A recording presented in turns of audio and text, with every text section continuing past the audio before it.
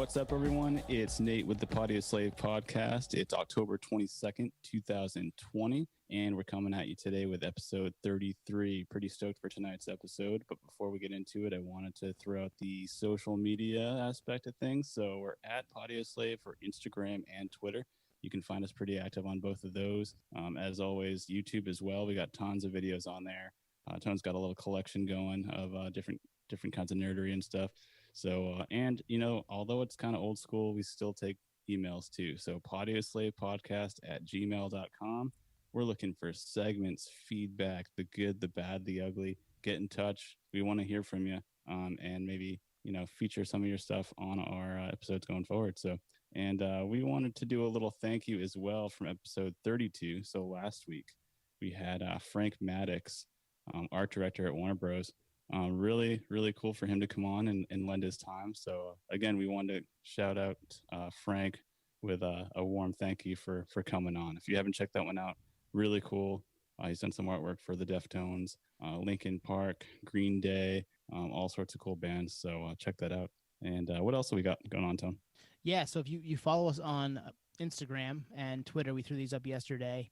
We were kind of going through and saw that we have listenership in 38 of 50 states. So we're trying to get to all 50 by the end of 2020, which it would be wild to us. I'm blown away that we've got 38 states checked off. But yeah, you know, if you know somebody living in one of those states, go check the visual, shoot them a message, say, hey, check these guys out. We'd love to hit 50 before the end of the year. So 38 states, the District of Columbia as well, and also 41 countries, which is wild to me. It led to kind of a funny back and forth with us on text chain yesterday. We don't have a listener in Vermont, but we have a listener in Ethiopia, which is just crazy. Like, how does that even happen, right? Yeah, I mean, how do they even find us? Is it social media? Is it you know, sort of Twitter? Is it somehow word of mouth? Is it someone from the U.S. visiting? I don't know how. I'd love to know. There's no way we'd really know, but it's awesome. And Vermont's just a couple states over from us, so it's so bizarre. Like a 3-hour drive over Vermont, 2.5-hour drive. So to not, it's really very weird that we haven't got anybody there, but we're live in Ethiopia. So if you're checking us out there, shoot us an email. I'd love to know. We'd love to know how that happened, how that came about. It's pretty crazy. Cool. Yeah. So we got some cool stuff for you tonight. A couple set list items to get to, and then the main segment tonight, bands that should have been bigger, or we thought, you know, something held them back.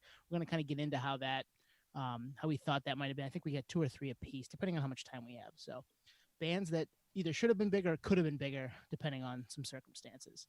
But yeah, some set list items first. Twan, you want to lead off with Tony Lewis? Yeah, so bit of a somber note. So I don't know if everyone's heard, but Tony Lewis of legendary pop rock group that formed in the 80s, The Outfield, passed away yesterday, or was it Tuesday? I think it was on Tuesday. A couple days ago, yeah. 62, so still had a ton of runway left. But this is a tough one for me because I got into him real young because my dad, I mean, they're his favorite band. So we've talked about me collecting gold records. They're one of the bands I have a gold record for. I have I think it's 2 or 3 million copies of Play Deep, their biggest album. So this is a tough one. He arguably has, in my eyes, a top 10 voice of all time in his prime. So you guys are obviously familiar with these guys. You guys heard the news. Agree with the voice comment. Like, yeah. and kind of one of a kind as far as the way he sounded, right? Like nobody sounded like him. Obviously everybody knows Your Love. That song was massive. Still played in stadiums around the country today. Like I know the Patriots a few years back used it. It was kind of their like theme song at playoff games in 2014, 2015, something like that. So kind of, you know, bittersweet for all of us that such great music, and, you know, tragedy, young, shouldn't have died this young. It sucks when that stuff happens. Great voice. Obviously going to miss what the Outfield brought to us, what Tony Lewis brought to us. Yeah, 62, like you said, Twan, is so young in the grand scheme of things. So that really sucks. Obviously, none of us got to see them. They broke up when, like probably late 80s? No, it was kind of off and on, and then they had some lineup changes, and then one of the members passed away in 2014, and when that happened, that kind of closed the door on, you know, a formal reunion. Now, Tony has done a solo thing, and I saw him a couple of years ago doing that, and it was mostly Outfield songs, and I actually met him. That was, you know, I met him with my dad. We kind of got there early, and he was outside and met him, snapped a photo and whatnot. But yeah, they were kind of off and on for a while. Wow, that's crazy. Yeah, the only other voice that I can think of that has that kind of similar, I don't know, sound, I guess would be Sting from the Police. I was just gonna say Right. that, dude. Yeah. Same kind of range and whatnot. But those songs, man, they're such like upbeat. They're like the kind of song that what's that segment we did where it like puts you in a good Oh, mood? the mood booster. Mood booster. Outfield fits that, I think. I How mean, are you every not time I tapping hear your it- feet during your love? I mean, Oh my it's just god, just that a banger. sounds so good. Is that one of the all-time karaoke songs? If you could hit the note. Yes. I mean, I think, yeah, right. Yeah, I'm not hitting that note, but yeah, I think you're right. It is definitely one of the all-time karaoke songs. yeah. If you choose that over Journey, you're that much cooler. Yeah, right. Everybody's done Journey. Let's go the outfield. Yeah. yeah, I think vocally though underrated. And if you've only heard Your Love, go check out Play Deep. That's the album that came out on in what 86 or whatever it was. Voices of Babylon's classic. Diamond Days, and then a few others. Rock was pretty good, but great catalog. Underrated in the grand scheme of things, and just a one of a kind voice that does have the kind of a Steve Perry / Sting vibe, but he will be missed. He will definitely be missed because that shuts the door. I mean, on any hopes of obviously anything happening with them. So You know what really sucks is I feel like nowadays they could be climbing the charts. And how could they be climbing the charts? TikTok. Well, yeah, TikTok is, as we've talked about before. Yeah, great segue, Nate. So as we talked about a couple weeks ago with that viral video for the Fleetwood Mac song "Dreams," the album itself has re-entered the charts in the last couple of weeks because of that, which is wild. The album's what, 40 years old, 40 plus, I think, right? Yeah, that's nuts. And not to mention that, there's two ways you can chart today if you're not brand new. Either TikTok, you get a viral hit that way, or you're releasing a 10, 20, 15, 20 year anniversary, which Linkin Park did very recently with the Hybrid Theory box set. So I grabbed it. I posted one of the vinyls from it last week in our Sunday Spins. They've re-entered the Billboard album charts as well, which is nuts. yeah, I mean, what this tells me is that there's a couple things at play. One is the power of hype in the TikTok, but also the power of technology. Like this, that could never have happened years ago. It never would have happened. I mean, I don't know any way that it could have happened. And then obviously with Linkin Park, it's like the cream rises to the top. Like if you have a great album, chances are it's going to be re-released. And if people flock to it, it's it can do something like this. And the way they presented it with box sets and just incredible visuals, hint hint, episode 32 Frank Maddox, Yeah, go where back you to the at? Frank episode. But yeah, I mean, this is a perfect storm of just especially with the TikTok thing. It's like it just, without that dude, this never would have happened. The dude on the skateboard, and it's just amazing that that's all it took. Speaking of that, I sent you guys that meme where it was like a picture of Rumors, and it said, "Wow, they made a whole album based on that viral video, that Dogface video." That's hilarious, dude. Yeah, that's what 15-year-olds on TikTok are seeing right now. You know what that reminds me of? When Kanye did that song with Rihanna and Paul McCartney. Yep. On Twitter, they were like, Kanye's going to blow up this dude, Paul McCartney. This dude's going to be huge, like genuinely thinking that. Right, because he wasn't huge before with his, his original project or even his second project. Twan, kind of riffing off of what you were saying, it made me think those are like two polar opposite mediums, right? You have like the digital thing with TikTok and then the physical good aspect of things, which for our generation, and I think maybe the older, not so much younger, there's kind of a divide there, I think, is we're kind of like, longing for physical goods, like something that's a deluxe set is like so prized, it's like we're on phones. I mean, I'm looking at 3 screens right now. It's just like everything's digital. So to have something tangible again and something that you actually put on the shelf is worth it. And it's really cool to embrace that. On the other side of that is the digital aspect. And obviously that can reach more people. So it's a little bit more scalable maybe. So we'll see where, how everything pans out. But I think we're kind of enjoying both sides of the spectrum, especially with the represses. And I mean, remember those box sets back then that were CDs? I remember the Smashing Pumpkins one with like the swirl on it. Swirl, yeah, black and white swirl. Yeah. So I always thought that stuff was I own that cool. too. Nice. Of course you do. Oh, man. Melancholy turns, 20, 25 this weekend, I think. So, yeah. Oh, shit. Yeah, that's another another box set that I own, the CD box set and the vinyl, because I'm just a huge fan too. So and that album's huge for me. So Is it the same package, just bigger? nope, two different things. Oh, okay. No, I mean, is the Smashing Pumpkins vinyl version of that set the same look? It looks the same with the swirl and stuff. Yep. Oh, sick. Nice. It's pretty nice. cool. Yeah. Yep. That's awesome. It's a dope piece, and it's one that I had wanted for a long time. And now we're tangenting. And one that I wanted for a very long time, and finally bit the bullet when I had enough points at our local record store to get it half off. Nice. The dividends paid off. You buy music, you just, over time, the number just kept going up. I was like, oh man, I have enough to get this half off. I'm buying this today. I remember doing that. We all did that. We'd watch it stack up. Do you want to use your $10? No. No. Save it. Yeah. 5 years later, do you want to use your $500?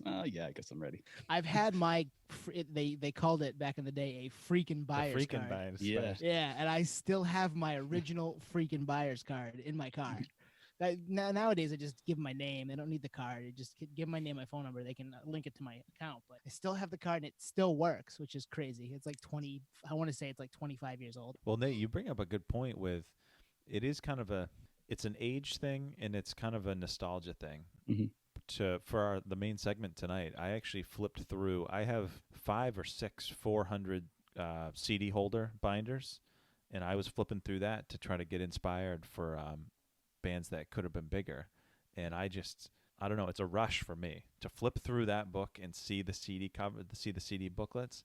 Yep. And I think that's why people flock to this Linkin Park thing, because the music's already available for the most part. I think there was some deep cuts and stuff on that, but you get it for the presentation, the whole package, because it looked beautiful. I got one of them, and it's pretty, and I pulled it apart and pulled the vinyl out and looked at it and looked at the the booklet that came out. Like, this is just awesome. And that's, that goes back to us buying CDs and pulling the CD booklet out, right? It's the same thing. Yep. Then I'm pulling out the insert, and I'm like, I'm looking for Frank Maddox. I see his name, I'm like, oh man, I just talked to that guy a couple days ago. This is awesome.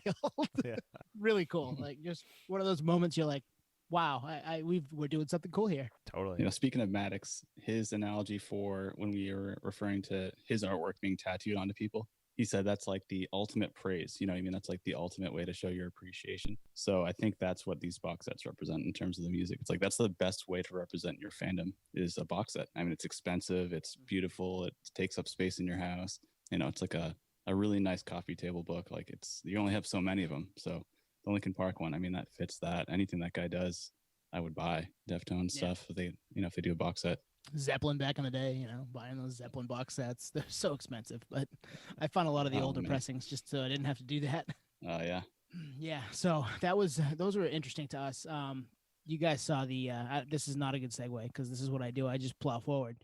The Flaming Lips Bubble concert that we saw, that meme a couple months back, they made it a reality. Everybody was in bubbles. I did see that. And Tony, you posted a video of seeing Flaming Lips at the State Theater, where Wayne, the singer, is in one. Yeah, he goes right over the top of us. It's on I think it's up on our Podios Label archives on the YouTube page. Yeah. So hit that up. So this is the whole concert. This is the audience is in those too, right? Mm-hmm. Now, I saw the picture. Are you fully encompassed in the bubble, or is it one of those where it goes over you and your feet are touching the ground? Like, that's a great question. We couldn't see anybody's feet, right? It was Wayne Coyne, lead singer of the Flaming Lips, on top of all these people, which a year ago he would have been on top of them without bubbles, on top of them as bubbled people. I wonder if their feet are on the ground, or they're also like rolling like hamster ball like he does across the top of the crowd. Who knows, man? I guess we'd have to hear more about that. Yeah, either way, there's no better band to use as a test market for the prototype than Flaming Lips, right? This is going to be maybe how it turns out with COVID. Flaming Lips, they've been doing it with the frontmen, so we might as well just do a whole show. Yeah. Well, we saw him do it 9 years ago, Nate. Yeah. Yeah, forward thinking. So who knows, man? I thought it was cool because I remember when we originally started the podcast, I think there was like some drawing or like cartoon kind of rendition of what we actually saw in that Flaming Lips concert.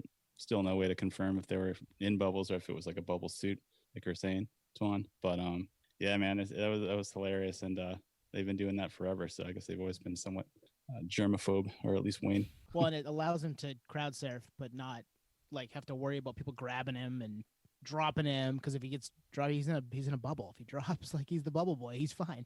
He's old too. He's like Yeah, 50 he's something. 59. Yeah, he was on Mark Oh, Maron damn. last week. I've been listening to that this week just because Nate and I met Wayne. We talked about this in an episode prior. We met him down in Boston. I think we talked about it when we had Rob on, right? Because he got Yep. us backstage, and we went back and met him, and we heard about them coming to our hometown too. And yeah, it's. I think he said he was 59. And Damn. he's still out, rocking the hamster ball. It's crazy. That's hilarious. Was that show indoors or outdoors? The one in Boston was outside. Oh no, this one, the one that just happened. The bubble inside. one. I think it's where where the Thunder play. I think. Oh wow. I think. Don't quote me on that. So Don't quote me on it's that. like I a don't big know. room because I'm thinking like, 1,500 cap room. How They're many? OKC based, right? So I'm pretty sure it's. I'm gonna look it up right now. Go ahead. I'm just wondering, like, let's say in like a 1,500 cap room, like the State Theater, how many of those bubbles can you fit in there? Maybe 100. Right. You know, Yeah. Not many. it had to have been like an arena. That's a good question, Twan, because it brings up the capacity from 25% to at least 50%. So you're still squeezing some more people in there. Well, I don't know. Maybe it's the other way around, but it's definitely not a 100 cap. Yeah, you got to cut it down. That 6 foot radius. So it's the Criterion in OKC, Oklahoma City. Yep. It looks to be State Theater esque. Really? Maybe maybe a little bigger. Just the picture I'm seeing here, it looks similar to that. So I'm trying to find out what the cap is on the website, but I don't see it. It is smaller than an NBA arena though. Criterion in Oklahoma City. So yeah, that's because that's where they're from, or where they live now, and where they do a lot of their creating. I think so. That makes sense. That's crazy. They're from Oklahoma, out of all places. I mean, I guess there's no way to pinpoint where they're from. They're just such a weird band, but Oklahoma. So I was putting my nerd hat on, and like when you see it, you're like, "That's awesome! It's so cool they did that." And then like I just obviously with anything take it a step further and think of the logistics and the practicality of it, and actually putting myself in there. So I asked the questions: can you even see out of it? Can you hear Right, yeah. it? Does it get sticky in there? Like, is Hot. it? Yeah, is it? Is it even fun? I don't know. Yeah, I mean, it's a great question. All those are great questions. My thought is it hot? If it's hot in the building and you go to a concert and there's a lot of people around, you're warm anyway, no matter what time of year it is. I can't imagine it's cooler in the bubble. So yeah, and does it fog up, or are they do they treat it like you see some of those NFL coaches with their face masks with the stuff to keep it from anti fogging, and they can still see their play sheet. That Criterion building venue holds 1,200, so similar to the State, Oh, okay. 1,200. Okay. So they might have been at least 600 cap or something. or maybe even less. Oh, less Probably than like that. 4, Maybe because 3 or that's 4. with seats and stuff, right? So Oh, shit. Yeah. lucky people. Good for them getting to go see a show. I'm jealous. I had done it. We would have done it. Yeah. Oh yeah. Yeah. What happens if you gotta go to the bathroom? Yeah, You I have think the maybe- bathrooms were one way. Yeah. Yeah. Maybe they have a bucket in there. Right? You couldn't see their feet, so who knows? Oh, who knows? Maybe they told everybody to wear Depends. Yeah. Yeah, it could literally be like a NASA suit where it's climate controlled. To That'd answer be your cool. questions, Twan, yeah, it's climate controlled. There's a air filtration system that keeps it, from fogging up and fresh air and keeping cool. And then the sound is coming through Bluetooth, something like that. Yeah. It's like a silent disco concert type thing. That's how it's going down, I think. I don't know. They'll probably, yeah, that would be cool if you're really far away. Because I know in some of those concerts we've seen at drive-ins, they've done that where you've gotten the Bluetooth into your car or on 88.3 FM and you can hear it that way. Yeah. But Yeah. in that small venue, I'm sure they heard it just fine and it was plenty loud enough. Yeah, speaking of those drive-in shows, there was that one here. I was telling you guys, Third Eye Blind came, Yeah. and I wanted to go. Mm-hmm. But it wasn't worth the money, unfortunately. I wish it was. I want to see live music, but it really didn't make sense because you're in a car, like we've talked about, before these even launched, and it's coming through, like you said, Bluetooth. So you're really just parked far away, looking at lights in the distance and streaming it through your headphones or whatever. So it's like being at an amphitheater in the parking lot, looking at lights kind of go in the sky, but you don't see anything. Yeah, so it's that's just and then it's $150 a car or whatever. yeah, that was on the cheaper side. And I'm like, ah, Right. damn. Yeah. It's more one of those you could at least say you were there. You know what I mean? That's Yeah. kind of what Yep. it is. Post about it online. Bush just announced that they're coming to do the same thing. So it's a production company that's, piloting the whole together. program. Yeah. Yep. But I probably still won't go. Got to find a way to go for free for Audio Slave Fest. Matters. So, I mean, this is what you could do now. You can get in your car, You can get 3 or 4 other friends, bring your brand new iPad, right? Put it up in the front there. Just throw on that new Apple TV all video channel. True. That's Ooh, right. How is damn, my segue? How is my That's a segue, good guys? Segue. You get the king. same impact, Nate. You get the same Yeah, effect. same effect. Yeah, play it right through the speaker. So what is this this channel you speak of? It sounds like Yeah. MTV. Apple TV is launching an all video or all music video channel, or maybe they've already launched it, where they'll also do like countdown shows and interviews, and it's essentially mid to late 90s MTV, right? That's really what it sounds like. Yeah, yeah. With the stuff from today, music that's happened today. I'm sure they'll get Zane Lowe involved, all the people that are involved with Apple Music. You're gonna get the cookie cutter questions, but it is what it is, and it's cool. I mean, I'll throw it on if there's nothing on TV and I want to watch today's music videos and see what's out there and find something new. Yeah, what I was thinking about is like obviously they surveyed the landscape and they felt there was a gap and a need here. So they probably know what they're doing more than I do, but my first thought was who's going to listen, who's going to watch it? Because I almost equate it to like terrestrial radio, where it's like I can do that where they spoon feed me stuff, or I can be my own curator and go on Spotify. And then that's from an audio lens. And a video lens, I'll just go on YouTube. You know what I mean? If you're paying for YouTube, you don't have ads. I don't know if there'll be ads with this. My assumption is if you're paying for Apple TV, similar, no ads. Apple TV's, I think, cheaper a month than YouTube is. So there's your alternative as far as if you want to be somebody that does it that way. Now, if you don't care and don't want to pay anything, yeah, YouTube's your bet, right? That's the way you'll watch your videos. And yeah, you'll have to skip through an ad here and there, but who cares? I know we have friends that have paid for YouTube to not have to listen to or watch ads. I make them playlists every week that they don't listen to. That's you, Mike. It's you, Mike, in Texas.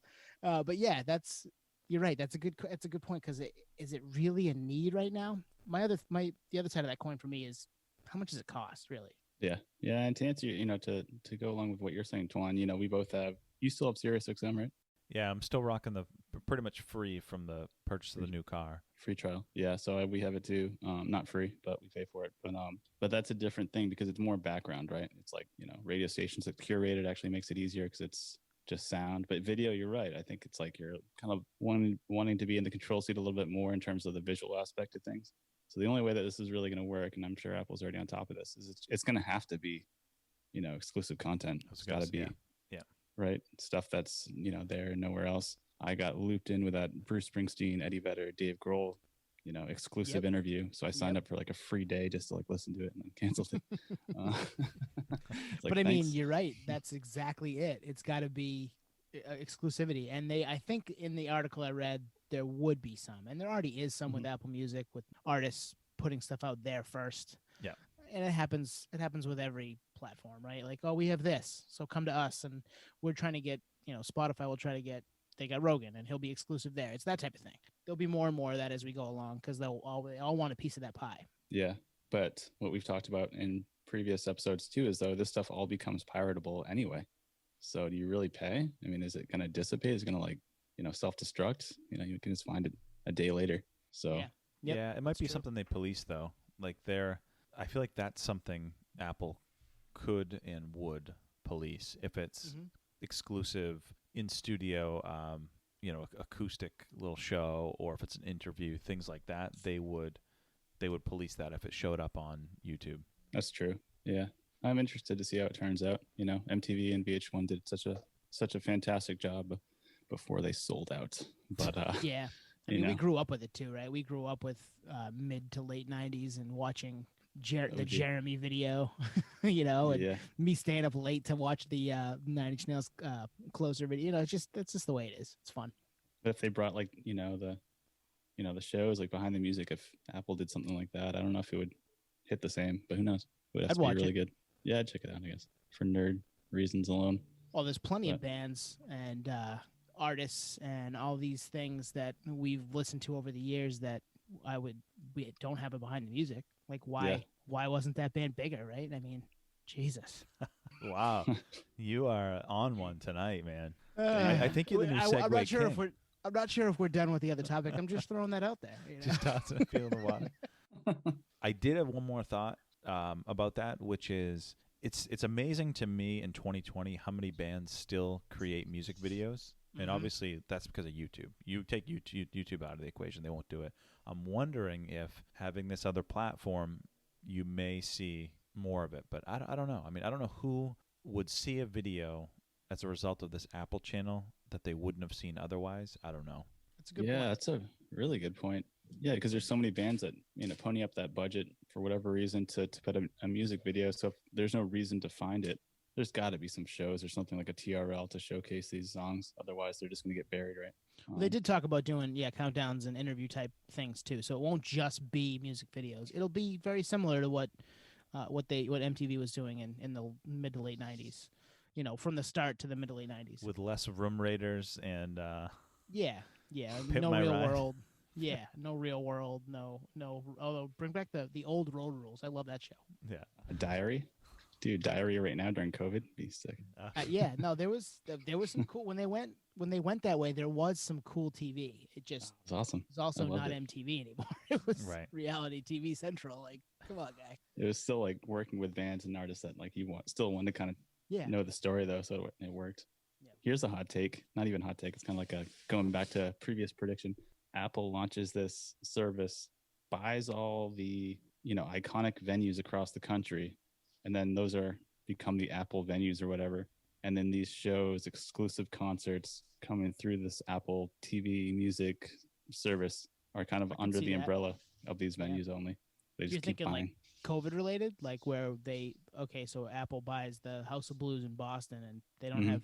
they have maybe 20 people in there, but the rest of it's live streamed to us, so we can Only. watch the show. Yep, Exclusive. through Apple. Yeah, yep. Yep. I think that's not a bad idea. It's a bad idea. Well, I But- mean, yes, but I mean, I can see it happening. I don't want it. I don't want it to happen, but I can see it happening. It's a good idea. It's a bad idea for nerdery. Those venues will just Yeah. say Apple. They're flush with cash. Like they have reserves on the sidelines, and they could do this. In what better time from their perspective to do it when these venues are on the fritz, when they We're can gonna get stop them. talking about this right now, so they stop getting ideas. Yeah. All right, we're done. Yeah. No, you're right though. You're right. And somebody tweeted the other day, YouTube, I think, which is Google, tweeted the other day like some of your favorite artists came up in independent venues, and I was like, change some of it. It's all of them. They all started there. I mean, it's very, very, very rare that you had somebody go straight to one of those cookie cutter big ass venues. They all started. They cut their teeth at an independent bar or a restaurant or what. You know what I mean? Like some. Fuck you, YouTube. Who are you, YouTube? Get out of here. They're Google. Yeah, they're Google. Yeah. And Yeah, what it's the their, AI. in their what alphabet? Isn't that them? Yep. Yeah, AI. Google's not human. It doesn't know. Doesn't know what's going It's on. listening to us right now, though, so I I know, probably so now shouldn't it have knows. said "fuck you." Now it knows. Ooh, now you said fuck. Now it's gonna try to kill you later. Yeah, well, whatever. Terminator style. It is what it is. You're pouring a beer. It is. Yeah, exactly.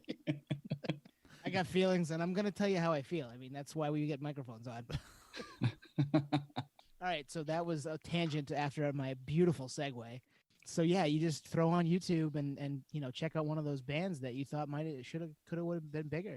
Like what's that all about, Nate? Yeah, exactly. It's like you're scouring Apple TV, music TV. So what is it? ATV? A TV? It's a TV. Yeah, no, A TV? I have no idea. That's great though. Flip on a TV. Yeah, just flip on a TV anywhere. And yeah, so this is the main segment tonight, which I think we're gonna jump into now. Is we've each got a couple of bands that we thought coulda, shoulda been bigger than they were. They may have been big, but we may have thought they should have been bigger than they were. They I may feel like we need also. a better name. Oh, maybe. well, do you have one? No, but I'm just the way you're saying, Oh, like it's shit. so elongated. It's not band vantage. Bands No. that should have been bigger. This is a Yeah, hard one. it's a tough one. Yeah, It'll come to us. Yeah, I thought about it all day, so I don't think it's gonna happen right now. I get nothing. Yeah, it does lend itself to a topic we have discussed in the past, the whatever happened to that band episode we did. Yep. Some of these could be that. Some of them are bands that were big for a time but didn't last, and then some obviously had some stuff happen. Some of them may still be bands, but we just think they should have been bigger because of how good we think they are. So Exactly. we've got a couple. There's no negativity here. We're just thinking they're really good. Like, why weren't they bigger than they are? Who knows? No, we have some reasons, I'm sure too. Yeah, it's a total It's a total positive thing. It's like these guys were good, but for some reason the public didn't agree to the extent that we did or do. Who wants to lead off? Nate, you're gonna lead off, and you're gonna get Ooh, I right like into it. You're not gonna beat around the bush. No. 90s OG. I'm already dragging it out just for the title of the segment. Yeah, I yeah. do like the hints though to start. Yeah, you got The hints. hints? Yeah. Hints. Nate's hints. What's the name of the episode? Nate's Hints. It's for a 4-hour episode. Yeah, it will take a while to get through. Buckle up. Let's see. This band. Well, wow. 90s.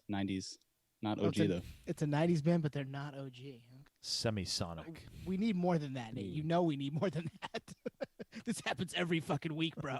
They kind of have the rap rock thing going on a little bit. Oh, okay. All right. Yeah. Okay. More? They opened for a tour with Papa Roach and Trust Company back in the day. Oh, you're going to take mine. I thought for sure you weren't going to. Ooh, wow.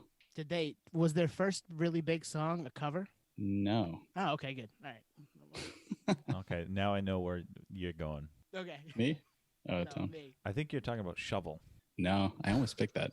I wanted to pick that. Shovel. The production value on that album is pretty bad. All right, well, give it to us, man. We obviously don't know. All right. Not many people know this one.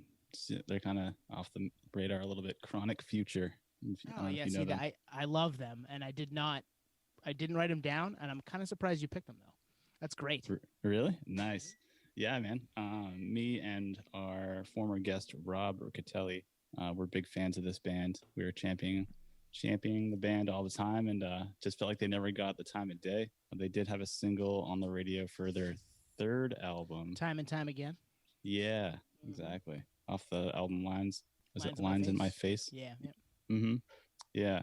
And so I actually remember Rob called me and said, hey, come to the radio station. I want you to check out this band because they would get advanced copies and stuff. So we listened to it in the studio and we were both like, yeah, man, this band's awesome. And he actually called me to come check it out because he's like, I know you really like Head PE. And the vocalist in here kind of has that like hip hop rap rock thing going with like a kind of like a hybrid of like Daryl from Glassjaw, kind of bendy, weird, crazy voice too. But yeah, man, I just feel like they came and went. I mean, it says they formed in '95, but I didn't hear from them until this album, Lines in Your Face. But yeah, I feel like they just kind of disappeared. I don't think many people know who they are, which is too bad. So I don't know if you guys, Tony, you said you knew something about them. Similar reason, Rob Mhm. also turned me onto them as well. Oh, wow. And yeah, Lines in My Face was the album that I spent the most time with. And Time and Time Again is a great song. There's a bunch of songs on that album that are really good. I would definitely urge any of you to go back and listen. It looks like they have 3 or 4 albums out. Yeah. 3 it looks like, on at least on Apple Music, starting in 96, 2000, and 2004. And yeah, 04, that album 04, Lines in My Face, I really like. I don't think I heard it in 04 though, so that might be part of it. I'm not sure if they were dropped. Do you know any of the reason as to why they stopped making music? I think they were dropped. I remember the record rep was trying to push them and was really happy that me and Rob were, stoked on them. But, if they're not, pulling a return for the label, they have to get dropped, unfortunately. Yeah. There's just only so much money promotional wise. They were with Interscope, so Interscope had some heavy hitters. So anyone that's underperforming, unfortunately, kind of falls by the wayside. That's kind of, obviously goes to the theme of this whole segment. Well, and these guys Yes. were kind of probably not. This album was probably not great timing because it was mid 2000s when things Yeah. were kind of going, strokesy, Yep. indie rockish. That was kind of the big thing with radio at the time. So this didn't really fit. It would have fit 4 years prior, maybe. That's what I was gonna ask. Is I only know this band by name, and I feel like maybe they came up on a different episode, or maybe someone commented about them on the socials. Someone commented when we did the What happened to that band? what happened to those guys. Somebody said you should do Chronic Future, and they were on my list for what happened. to Oh, those wow. guys. Yeah. So I can't really pinpoint them, but so who would they tour with? Like, so they don't fit in with the Strokes. Do they fit in with the Warped Tour crowd at all? Yeah. Warped Tour Yeah, would be a they good fit. They would fit there. Yeah. Yeah. Mhm. You said they play with Papa Roach, Nate? Is that what you said? Yeah, the one time I tried to see them, the closest they came to Maine, I was living there at the time, was I think Rhode Island, and it was with a show with Papa Roach and Trust Company, and I was like, oh, Like this would be a sweet Lupos or something. bill. Yeah, It'd be a good gig. I didn't make it, and then they never came around, and then they broke up. I was like, oh, damn. Yeah, it's a 3-hour drive for a band, maybe 2 bands you've seen already. That's tough. That's a tough. Like, am I gonna spend 6 hours in the car to go watch an hour of a show, hour and a half of a show? That's kind of tough. It was tough when we were that age, and I know that. I've done it, but yeah, it's a lot of work. Yeah. Oh, so have I, yeah. but it's work. You know what you're getting into. You're like, man, tomorrow's gonna suck. Tomorrow's I think it was like in the like deep winter too, where like you're risking your Mhm. life to get on the highway. Yeah, yeah. The Northeast, baby. So yeah, no, Yeah. that's a good one. Yeah, I feel like they should have been bigger. I agree. Go back and listen to Lines in My Face. Great record. I love that. Awesome record. But yeah, to answer your question, Twan, I think they kind of fell off mainly because they just weren't promoted the right way. I think if they had gotten a little bit more juice, they might have lasted longer. But at the same time, with what you're saying, Tone, I think you're right on the mark. That 04 was like kind of the dropping point for like the whole rap rock thing. So Mhm. Yep. So yeah, could be both. But I wouldn't even like lump them in with that new metal phase either. Like, No, they're not at not all. a new metal band. They're I don't even know how to describe them. Like you mentioned Head PE, they're not really like Head PE just because the subject matter isn't necessarily the same. Yeah, it's considered Are they like a experimental rock. Zebrahead? Like Zebra-ish? Yeah, you know what? Yeah. It's like if Zebrahead now, where it's mostly just if it were just Ali, because he does more of that, right? And it's and there's 2 guys that rap for Chronic Future, right? It's not just one guy. No, it's just one guy. I And think. then somebody sings, and it's similar to Zebrahead then was, Yeah. because they got a couple songs where it's not just rap. Mm-hmm. Yeah, Yeah. I mean they're Yeah. So they should have been bigger, but I don't know. I feel like maybe one of you guys have something that should have been even bigger than them. maybe. Are you segueing into one of ours? I think He he is. is. Who's gonna take the bait? All right, guys, the segue streak is gone too far. I'll go. I All right, got you one go. for you. Twan, I think you may know it because I half gave you a hint there early on. Their first song was a cover. Their big song was a cover. Probably still their biggest song. Yeah, it's definitely Alien Ant Farm. Mm-hmm. Oh. It is Alien Ant Farm. Good call. Smooth Criminal is what I'm talking about, which is the Michael Jackson cover they did 2000, 2001. So yeah, that album, Anthology, I think is a great record. And it's not unfortunate because they made it with Smooth Criminal, but the rest of the album is good. Like it kind of got overshadowed. Courage is a really good song. Attitude's a really good song. Attitude's great. Yeah. Movies, which Movies, was the yeah, other that was single the other they played. single, yeah. That's a great song. Like they made good songs. Nobody sounded like them. Dryden was nobody sounds like him. They were, kind of a fun. They started in the new metal scene. They played with Papa Roach, but they're not really new metal either. No. I wouldn't. There's like no rap. They were good. I enjoyed them. They opened for 311 here in 03 on the out for Truant. Which fun fact about Truant, it was produced by the DeLeo brothers of the Stone Temple Pilots. I did not know that. That's right. until Oh, wow. looking this up, yeah, which was pretty cool. I like that album a lot. I think that album is close to a front to back. Glow is really good. These Days is the big single. I like the final track, Hope. It's a good rock album. And then they were on DreamWorks, I think. Yes. And DreamWorks got bought and ended up, I think it was Geffen that bought them, or they ended up on Geffen, and Geffen wouldn't let them release their third album, their third major. It was done, it was ready to go. They called the third draft. They said no, and then finally they allowed them to release it on a subsidiary of that down the line called Up in the Attic, which I listened to today for the first time in years, but I liked it back when it came out, and I still like it. It's still good. It's not as good as the first 2, but I still thought it was good. So these guys I thought should have, on their own merit, been bigger than they were, and obviously, having their label get sold didn't help them. Their promotion kind of dried up, just like Chronic Future and others in this category, I'm sure. And that was kind of a bummer for me. But yeah, I thought these guys are good. I have a take on maybe what factored into that. Bandicap. You don't like the Uh-oh. name? The name stinks. I think you're right. Yeah. The That's a name's good point. tough. It's a tough name. So Anthology was that was the first album. Truant was the album cover with like the track guy and the. Yes. So Yeah. I didn't listen to that one. I feel like I had Anthology, but outside of movies and Smooth Criminal, I cannot think of a single other song. Well, you're in luck because they'll be on the playlist this week, and you'll be able to Maybe check out. there you Attitude. go. Maybe Attitude. Attitude's a cool song, yeah. And Courage is a good song. And the reason I know Courage, and I've brought this up in the past, Sean Palmer's Pro Snowboarder, baby. Oh yeah. Oh wow. It was one of the songs, that one and that Papa Roach song, and there was a couple others. But yeah, that was one of the first songs that would play. And actually, I think there was a Shooties Groove song on there too. So like, Nice. this is where I was in 2001, 2002. Oh man, that's awesome. Yeah, I think you're right. Bandicap for sure. I didn't even think of that. It's so true. The logo and everything's kind of like dumb. Yeah. Yeah, it could have been. Oh. It could have been a little better. Well, think of the merch. Like, are you gonna wear an Yeah. Alien Ant Farm shirt? I don't know. I mean, the design would have to be special. like, Small. small. Very small. Should Small have and in had the Frank do it for him. I mean, we all like to wear pony, Right. the white pony. Frank. That's a great Frank could point. have carried that band. Yeah. Frank could have brought that band to the moon. Yeah. They're a great live band. I saw them. Yeah. Like you said, 311. The first time I saw them was opening for Papa Roach, the Notorious one. I think we've talked about at the Orpheum Theater in Boston. And yeah, they're a great band. I've met them. Dryden. So Yeah, frontman. He's Yep. a cool guy. Yeah, I agree. They should have been bigger, but I think the band Vantage thing Yeah. is very accurate. and I definitely think that they were in the shadow of that Smooth Criminal cover, right? Yep. Like, Yeah. that song was massive when they released it as a cover. It was all over the radio. There was a huge video that everybody saw. You couldn't get away from it at that time, and that may have turned some people off because that happens sometimes, right? You're like, okay, you guys are kind of cool. This song was cool the first 10 times I heard it, but now I've heard it 400 and I don't want to hear it anymore, and it's not even your song, so maybe the people are turned off that way. And then throw in the Bandicap, right? Yeah. That's I probably actually the reason why. recently saw they're still a band. I recently saw a video of theirs, and it was like a home video style where I think they just filmed each other, almost like a selfie cam or something, different people. I feel like that was them.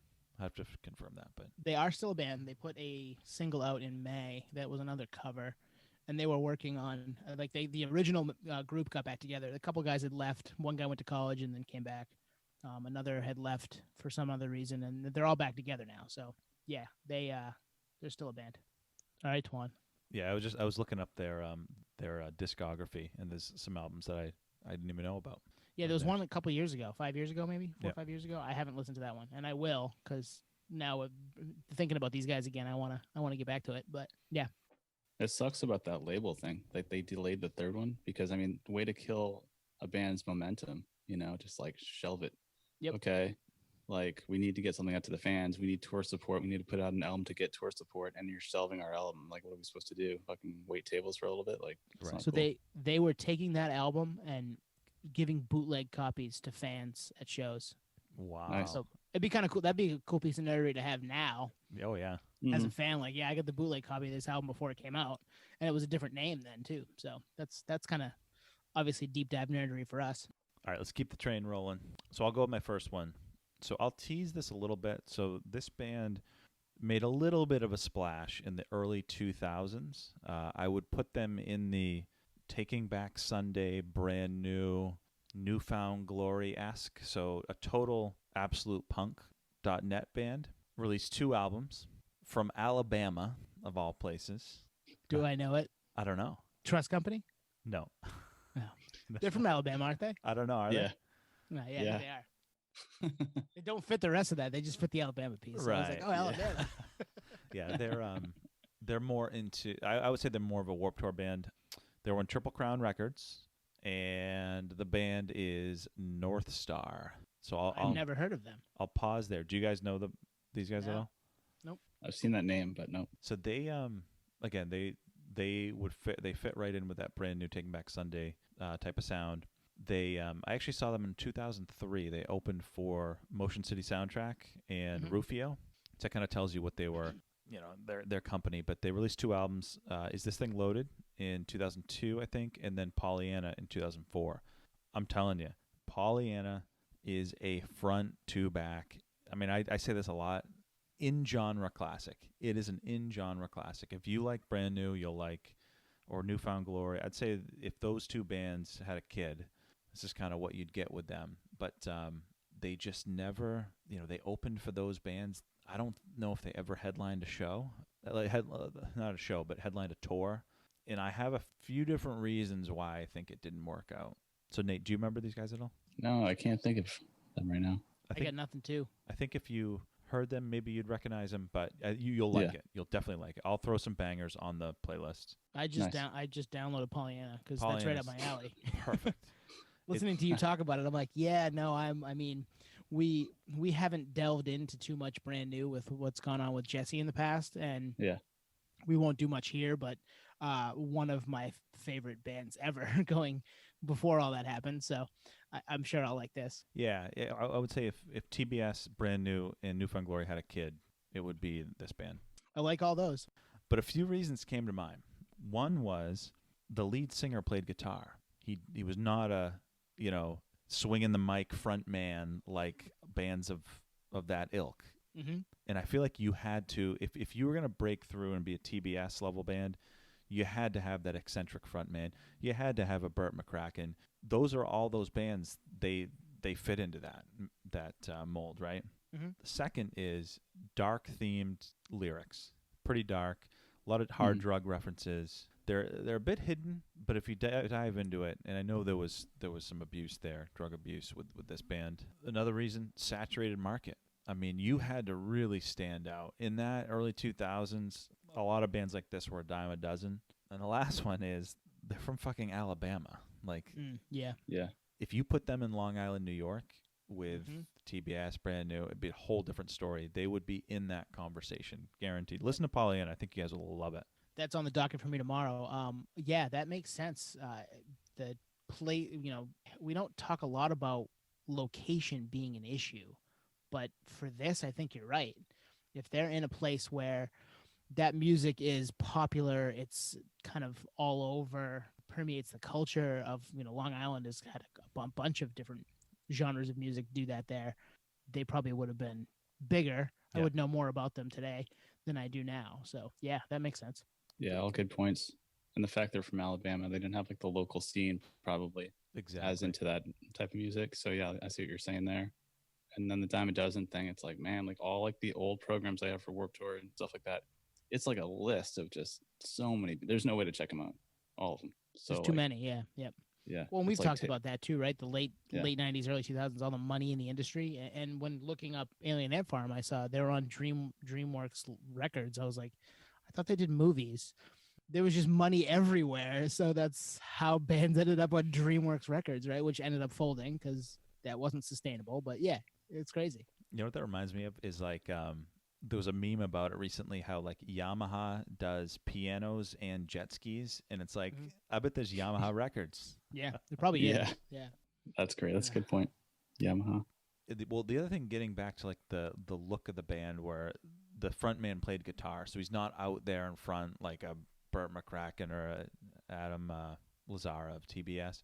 They're also just regular looking dudes. Like in half the live videos, the singer's wearing like a trucker hat. You know what I mean? It's like they didn't play the part, which I'm all for. Like don't change to fit a mold. Well, mics are for singing, not swinging. Right. I mean, exactly. But they didn't play into that. And I'm sure there's a lot of dynamics that went on with this group, some turmoil and stuff, but a couple of them went on to form that band Casino, Cassino. They were big in the absolute punk scene back then. I couldn't name one song by them, but when we said we were going to do this segment, they were the first band that came to mind because I listened to this, I'm telling you, every 3 or 4 months. It's actually what I listened to all this week, and that's probably another reason why it was top of mind. Yeah. Nice. Yep. I will definitely check that out. Yeah, that's it sounds, I mean, you know me and my love for some of that music. I definitely will be into that. Yeah, I think you guys will dig it. Yeah, and all the points you made really make a lot of sense too, because bands like that, where like their financial backing is really trying to target like a certain age group. So talking about like dark lyrics, drugs and stuff, it's just not going to work out for unit sales. It's just like, I think you're right. It's like double, parental advisory type stuff. If you're going to go that route, you need to there's a couple things that need to break right for you. It probably needs to be thinly veiled. You need to have, if you look at the way Brand New did it, you need to just be mysterious and quiet, and you don't see much of them. And all of a sudden, when you do get something, you're like, holy shit, there's something coming. Right. That type of thing. I mean, the marketing around them was insane for quite some time, and it worked. It built hype. And that's, especially in the age of the internet, building hype is a huge deal. Absolutely. Yeah. Yeah. Yeah, it makes me wonder if this band reunited, if anyone would care. I mean, they had just had 2 albums, and I think they have like 15,000 monthly listeners on Spotify. So there's still, there's still some base there, but they just didn't. I think there was a lot left in the tank, and we just didn't get it. Mm-hmm. Yep. Just one more thing on that just made me think of the Apple Music or the ATV service, where there's always fans. The Spotify metrics prove that internationally, or even us, that we have a fan in Ethiopia or whatever. So, Right. So the band, I can't get over that. I'm sorry. It's fucking nuts to me. It's nuts. It doesn't make any sense. But whoever you are, please reach out to our email. Yeah. But yeah, like you said, I don't know how many fans they have, but if they did do exclusive content to serve that, audience, big or small, that's a way to generate revenue for them. So I guess it could work.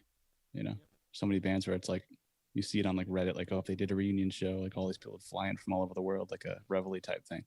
But, yeah, nostalgia's strong, right? Before, especially pre-COVID, nostalgia was super strong. Going to see, I remember going to see Taking Back Sunday on the 10-year for Tell All Your Friends. Yeah. And I'm like, I'm all in on this. Absolutely. I'm not the kid that loved that stuff growing up. I still love that stuff, but I've obviously grown up and things have changed around me, but I'm absolutely ready to go back to that 10 years ago feeling, right? Like, we just want to do that. Same thing with any of these bands. If there was any kind of following, then they definitely would definitely have that. All right, Nate, what do you got? Crazy. All right. So this band, they're not small and they're not, a forgotten band per se, but I feel like they just should have been bigger, man. They should have been bigger. They are kind of an eclectic group, female lead singer. She's probably the most known. Any guesses? Not with just that hint. I guess I could say Paramore. Nope. Because they're pretty big, so that doesn't really count. Right. There's a producer in the band. Garbage. Yep, Garbage. Butch Vig, right? And Shelly Mance. Yeah. Yeah, from Wisconsin. Great band. Another 90s OG. Totally. Yeah, they fit that 90s OG. A 90s OG that, like, speaking of Sirius XM earlier, they come on the Lithium station quite often. Every time they do, I'm like, hell yeah. It's an interesting sound, right? Because they're like rock, but there's some like industrial layers in there, some pop sensibility, but kind of has like this dark, filter over it with Shirley Manson's fronting and so forth. And I don't know. I always thought they were great, and their songs are great. I saw them live once, and they, the whole show was just hits. It's like, just a nonstop hit after hit show. And I remember thinking when I was watching that show, this at the Avalon in Boston, I don't know, 15 years ago or so, and thinking, man, this should be in like an arena with these songs and the light show, and like got Butch Vig in the band, but they're playing the Avalon, which is a great venue.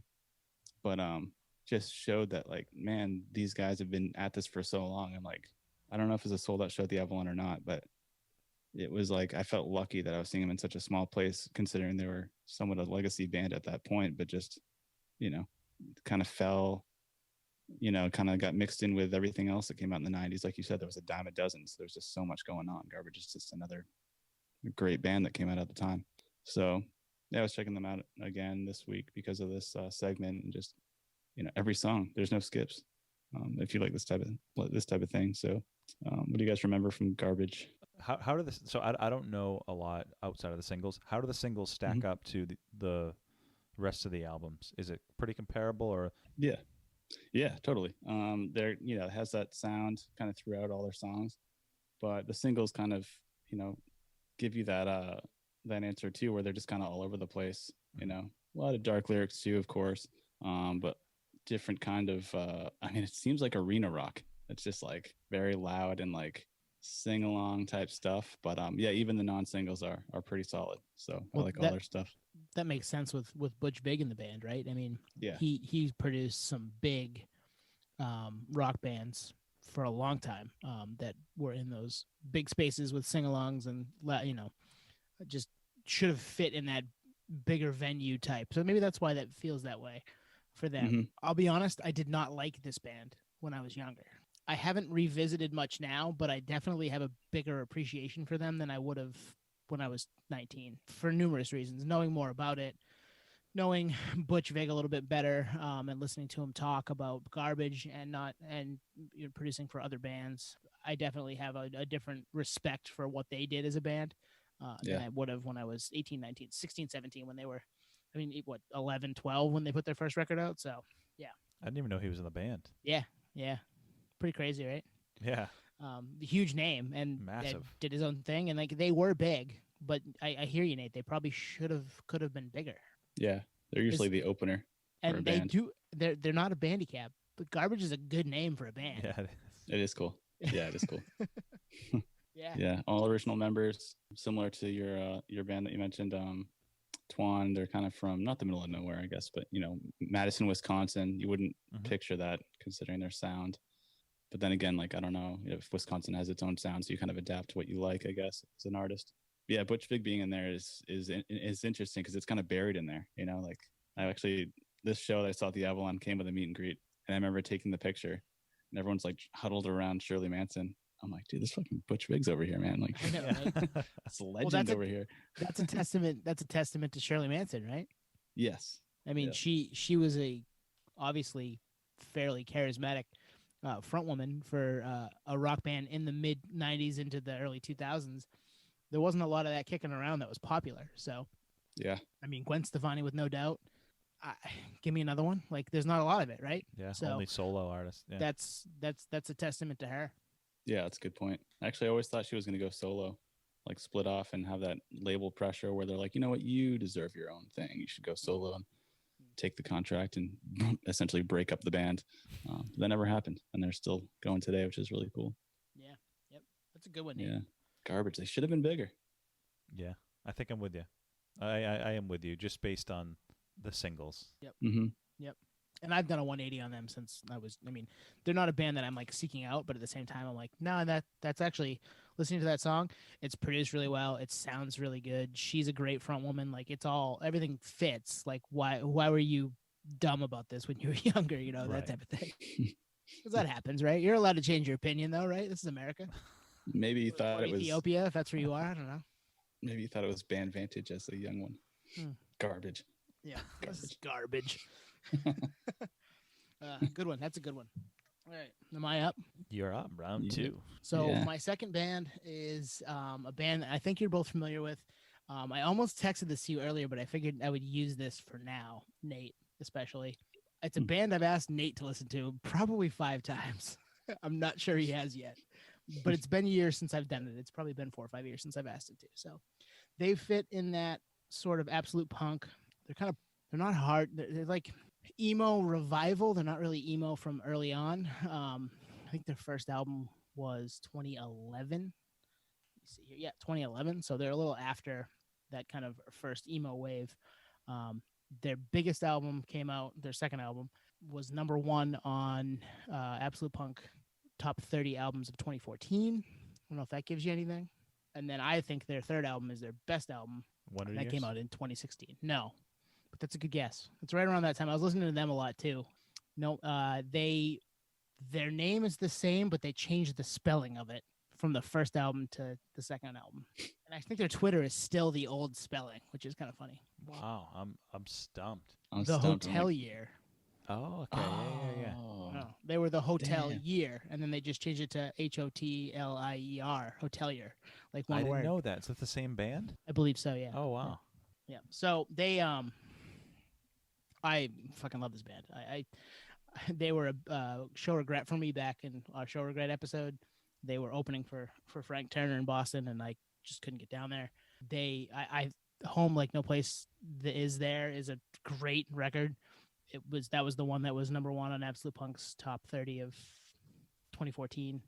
I really love Goodness. That came out 4 years ago. Yeah, May of 2016, I believe. I own all 3 records on vinyl. I've spun them all. I've asked Nate to listen to this band at least 5 times, and I don't think he has yet. Go ahead, Nate. Have you? Prove us wrong, Nate. I'm going to be honest, no. But there's you haven't. There's a recent meme about this too, right? What's that? There's a recent meme about this thing where like someone's suggesting music. It's like, have you checked it out? No. And then you revisit it again. The guy's like yelling at him, like, "Come on, I'm fucking trying to help you." Yeah, so I'm now yelling at you because it's been 5 years and 6 times. You should listen to this band. They're really good. All right. Yeah, I'll no, do it. I they're just both of the funny thing about them is they're different. I think they take on the personality of their frontman Christian Holden, who after Goodness came out, I think he always was a poker player, but kind of went and did the poker pro thing for a little Oh while. wow. Yeah, so they've played some shows here and there. Obviously, nothing this year. They might have done something before the pandemic, but they it doesn't happen a lot, and it makes the show regret all that much more hurtful that I didn't get a chance to see them because I love all three records. The first one's a little obviously less produced and a little more maybe in the pop punk realm, but after that they get a little more emo and kind of hone their craft, and they just sound great. I'm surprised, Twan, you must know this band a little bit. Just from you, actually, it's funny. They're from Massachusetts, but Yeah.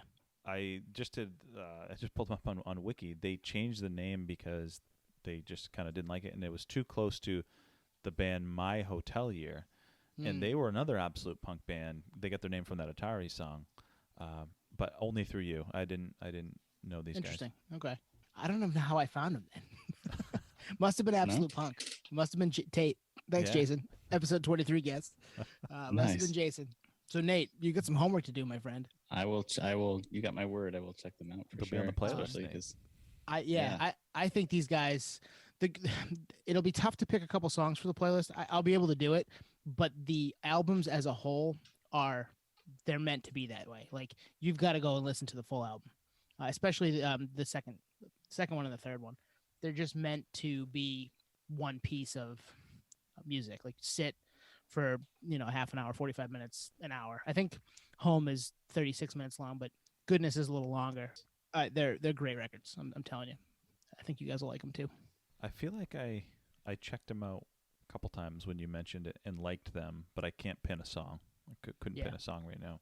I'll put some good ones on there. Yeah, I'll put some excited good for ones the on there. playlist. Yeah, I'm just bummed I never got to see him. And it's funny they started some Christian did some collective with a few other bands last year, and that's how I bought the first record on vinyl because they were selling off backstock to kind of fund the collective. Mhm. And then obviously the pandemic happened and things changed and they weren't able to probably be a little more together and active as a band for a lot of people, and it just kind of went by the wayside. But they were starting to kind of kick the tires on doing stuff, which for it to go away, it was kind of a bummer for me. Yeah, but they're yeah. still active. They're still an active band. I think so. I mean, I haven't seen or heard much in a while, so I'm hoping at some point we get another record. But what we've gotten so far, I think all three records are great, and I think you guys like all three of them. So there's a progression there too. You'll hear they're a different band from start to finish, and that's kind of cool too. That's awesome. It's cool that all the albums are front to back. You're saying? Yeah, and they're pieces of art. They go together. It's not. Okay. And there are plenty of bands that have done stuff like that. You're gonna listen to "Wish You Were Here" by Pink Floyd from front to back because you have to, because it fits as one piece. Yeah, you can pull out "Wish You Were Here," you can pull out "Have a Cigar," but that whole album together makes sense. Same thing with this, I think, and obviously not to the level of Pink Floyd, but different genre, different type of music. But yeah, there's some front to backness to definitely records 2 and 3. I wonder if this is at a different segment where it's track list vantage, literally people weren't ready to listen to something in its entirety, so they're like, I would have dug this, but it's too much work or something. There's definitely something to that. Mhm. I was asking you to make a little bit of a commitment, so I understand. I understand, Nate. Hey, we're all busy. We all got lives. We all got stuff going on, and then you have to want to listen to a bit, and maybe that's why this band isn't bigger. You have to want to listen to album from front to back to appreciate it, and then you might have to spend more than one listen with it to really get it. And that has killed many a band as far as popularity. Yeah, I'll throw this on tomorrow. What was the album? You said it was Home Like No Place Is There? Yeah. Okay. That's the second full, and then Goodness is the third one, and they're both. I mean, I like the first one too, but the first one doesn't have the weight of the other two. I don't think. I recognize the cover to Yeah. Home Like No Place Is There. Yeah, so I've heard Christian talk about that house and spray painting on it. How people go and try to find that house now, kind of similar to people going to find that where the picture where Devil and God was done for Brand New. Oh yeah. Yep. Yeah, it's and and anything like that. Going to find Jim Morrison's grave, you know what I mean? Like there's people that just go to try to do that stuff Yeah. because they're nerds like we are, and it was trouble for the family that bought that house. It was like wow. stop, and he was telling people like stop going to that house, like leave them Wow. alone. Yeah. Oh man, that sucks. That's like the Breaking Bad house, right, with the Or pizza the on the Goonies roof. house. Yeah. Yeah, exactly. Yep. Damn. People just throwing pizzas on that house. Yeah, that would suck. I said Fritos, not Cheetos, Marie. Oh man, All the best shows ever. Yeah, so good. All right, Twan, you got one more for us? Yeah, I'm gonna mix things up a little bit. This will be the first non-band of the night. It's an artist, Nice. I like that. Ooh, nice. and I would say a genre we all love, I assume, but one we have not discussed, I think, at all. And it's R&B.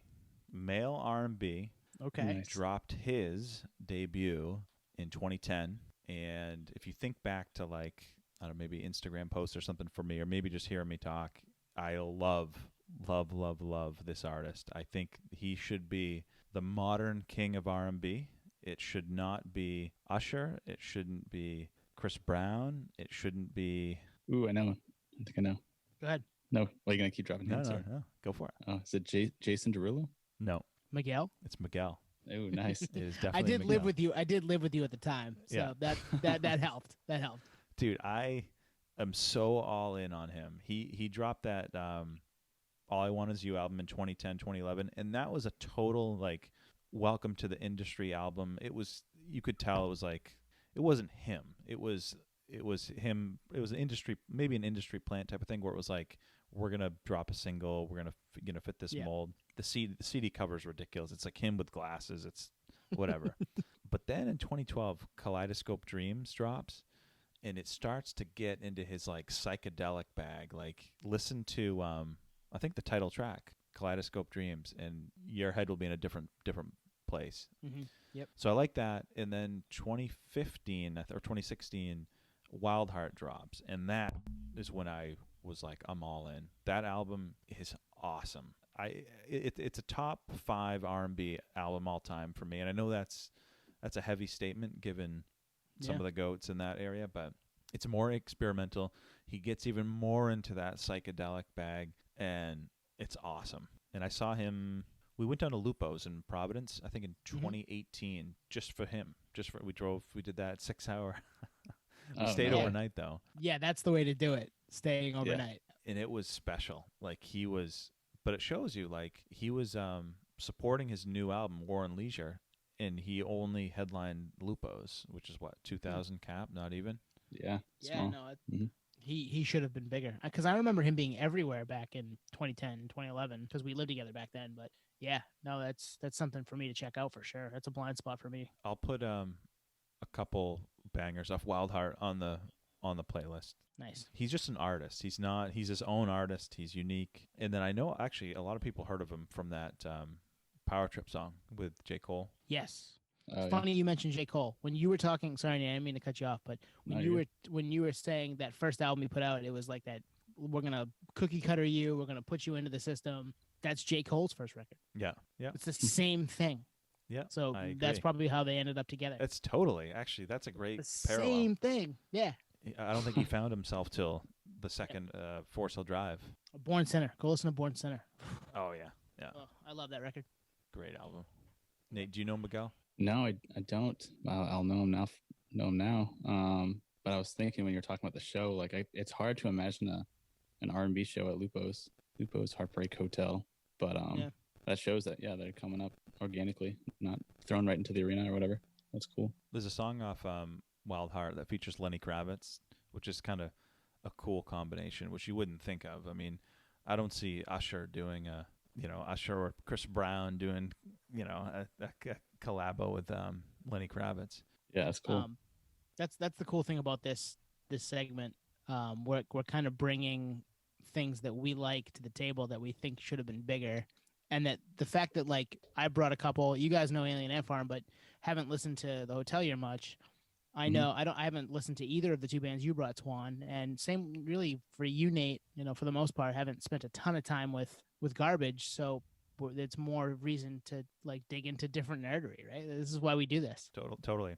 And Miguel's, I mean, he's huge. He's obviously huge. I think he should be in that modern Rushmore of R&B. I hope you guys dig it. I think you will dig the songs I put on the playlist. Wow. So with that, if he had come out earlier, he might actually be in that Rushmore status, possibly. Yeah, would he be like D'Angelo? Because like everybody loved Voodoo in the mid-90s, right? Yeah, and then he kind of, again, same type of thing where there's a cult following there, but the average R&B fan might not seek it out. Mm-hmm. Yep. Well, the experimental doesn't always work for everybody, but I mean, I love that shit, and I have more of an appreciation for all of that stuff now than I did when I was younger too. So, makes more sense now to me to check stuff out and just be into the moment. Listen to it, enjoy it, see what you like. If you don't like it, come back to something, go listen to something else. But try it. And there are some, like I said, Lenny Kravitz is on one song. There's a couple other rock leaning ish songs. I'll probably put those in the playlist so they fit in a little better. Oh, they don't have to. Yeah. We love the tangents. Audio tangents. The playlist has them too. I mean, it is what it is. But yeah, this was a fun one, and I think it gives me some homework on a couple of these. Yep. So we're good to wrap it there. Yeah, I think so. Check us on the socials at Podioslave, Twitter and Instagram. Email PodioSlavePodcast@gmail.com. Again, if you're that listener in Ethiopia, hit us up. We want to know who you are and how you found us. Hit us or up. the Czech Republic or Russia. I mean, we've got people all over, but hit us up. Like, we want to know how you guys found us. So yeah, really, we got some fun stuff in the works. Don't want to jinx anything, but may have a guest next week. If things work out, we're hoping for no emergencies, but yeah, we may have a guest next week that you guys will dig. So check us out. Yeah, thanks for listening, and drop us some comments on the socials as far as any bands that you think fit this mold, where you were all about it, but everyone else just they didn't catch up. I'd love to hear more of it. Me too. Yeah, it'd be fun to like listen to listener suggestions on this topic, because we'll find some awesome stuff. That's a good call. Good call, Twan.